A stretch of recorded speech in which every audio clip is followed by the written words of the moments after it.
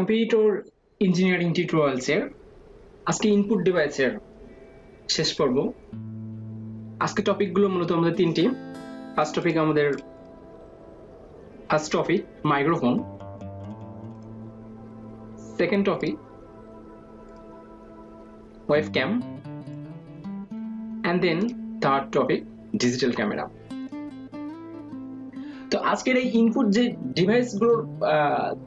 ডিভাইসগুলো আমরা এর আগেও যে প্রিভিয়াসলি যে লেসনগুলো কমপ্লিট করেছি সেই লেসনগুলোতে মোটামুটি কভার হয়ে গেছে বাকি যে ইনপুট ডিভাইসগুলো ছিল। এবং আজকে আমরা দেখব ফার্স্ট মাইক্রোফোন সম্পর্কে।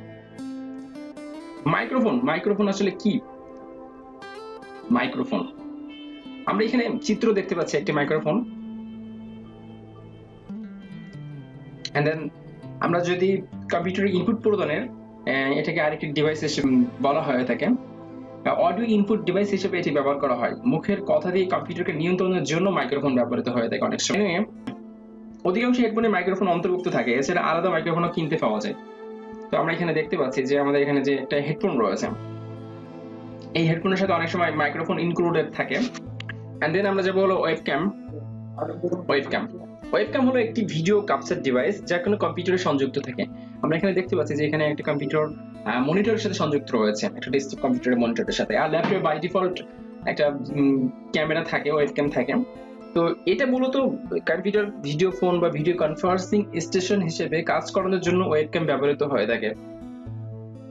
এছাড়া বিভিন্ন ধরনের মেসেঞ্জার প্রোগ্রাম যেমন স্কাইপ, উইন্ডোজ লাইভ মেসেঞ্জার, যদিও এখন এটা নাই, ইত্যাদি ভিডিও চ্যাটিং করা ছাড়াও আমরা বাইরে কোথাও কথা বলার জন্য, ভিডিও কথা বলার জন্য এক্স্যাক্টলি ব্যবহার করা হয়ে থাকে। এছাড়া এই ওয়েবক্যাম গুলো ভিডিও ফাইল রেকর্ডিং কিংবা স্টিল পিকচারও গ্রহণ করতে পারে। এন্ড দেন আমরা যাবো আজকে ডিজিটাল ক্যামেরাগুলো মূলত ভিডিও এবং স্টিল ছবিকে ডিজিটাল বা ইলেকট্রনিক সেন্সরের মাধ্যমে তুলতে ও সংরক্ষণ করতে পারে। এজন্য কোনো ধরনের ফিল্মের প্রয়োজন হয় না। ডিজিটাল ক্যামেরাকে কম্পিউটারের সাথে যুক্ত করে দিয়ে সব ছবি ও ভিডিওকে কম্পিউটারে নিয়ে নেওয়া হয়, তখন ডিজিটাল ক্যামেরা একটি ইনপুট ডিভাইস হিসেবে কাজ করে থাকে। আমরা ডিজিটাল ক্যামেরার অ্যাক্সেসরিজের একটা কিছু পার্ট দেখতে পাচ্ছি, এখানে বিভিন্ন পার্ট করা হয়েছে। আজকাল ডিজিটাল ক্যামেরা বহুল প্রচলন হয়, সেগুলো কম্পিউটারের অন্যতম ইনপুট ডিভাইস হিসেবেও ব্যবহৃত হচ্ছে।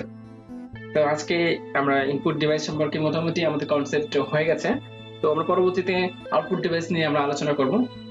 তো সবার জন্য অনেক শুভকামনা রইল।